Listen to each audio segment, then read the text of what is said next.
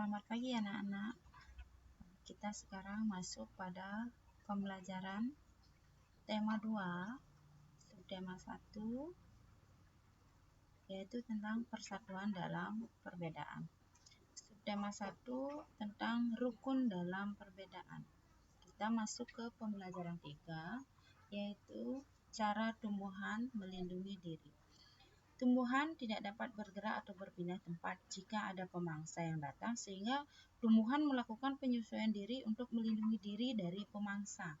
Jadi tumbuhan itu tidak dapat bergerak, kalau ada yang pemangsa dia tidak bisa berpindah tempat. Jadi tumbuhan memiliki cara tersendiri dalam melindungi diri dari pemangsa. Kita lihat bagaimanakah ciri khas tumbuhan itu supaya dia bisa melindungi diri dari pemangsa. Ini adalah gambar bunga mawar. Kira-kira apa ciri khas yang dimiliki oleh tumbuhan mawar? Kira-kira anak-anak tahu enggak bagaimana tumbuhan mawar itu melindungi diri dari pemangsanya? Next, kita akan bahas satu-satu ya. Contoh penyesuaian diri tumbuhan untuk melindungi diri. Yang pertama, gambar mawar tadi memiliki duri. Jadi ketika pemangsa datang, maka duri tersebut akan melindungi tumbuhan tersebut dari pemangsa. Tumbuhan lain yang memiliki duri adalah ada rotan, kemudian ada juga durian. Yang kedua, memiliki rambut halus. Jadi kira-kira tumbuhan mana yang memiliki rambut halus? Fungsi dari rambut halus itu adalah dapat menimbulkan rasa gatal bila disentuh oleh pemangsa. Kemudian tumbuhan yang memiliki rambut halus adalah batang jagung, ini memiliki rambut halus, kemudian batang bambu, kemudian batang terong, dan batang debu. Ini semua tumbuhan yang memiliki rambut halus. Kemudian bagaimana lagi selain batang halus? Ada daun yang tajam. Daun yang tajam yaitu fungsinya adalah untuk melindungi dari pemangsa. Yang pertama adalah daun pada lidah buaya. Dia memiliki daun yang tajam. Kemudian daun pada kaktus dan daun pada nanas. Ini adalah tumbuhan yang memiliki daun yang tajam. Kemudian ada juga tumbuhan menghasilkan getah untuk melindungi diri dari pemangsa.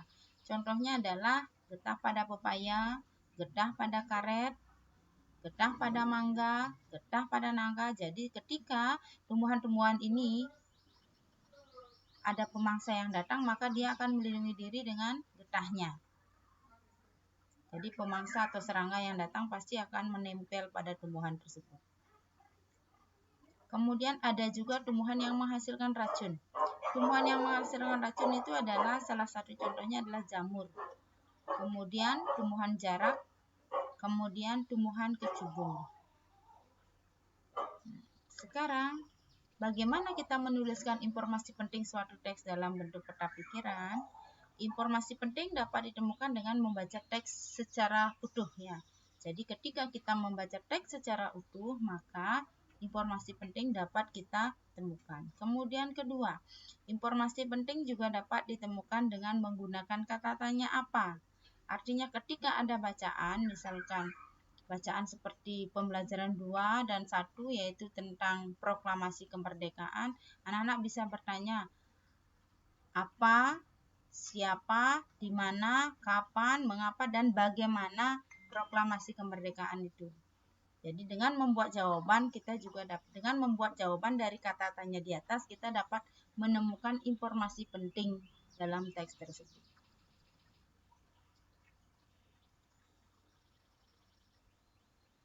Kemudian kita sudah sampai pada tugas anak-anak. Jadi tugas yang pertama yang harus anak-anak kerjakan adalah 1.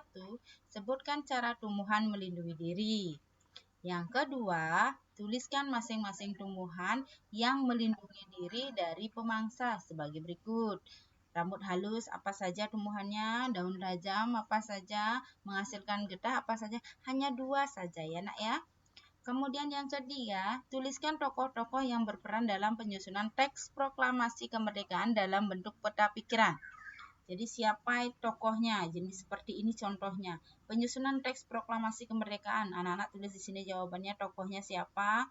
1, 2, 3, 4. Boleh kalau lebih dari 4 anak-anak bisa menyebutkan, sangat bagus. Terima kasih anak-anak, selamat mengerjakan.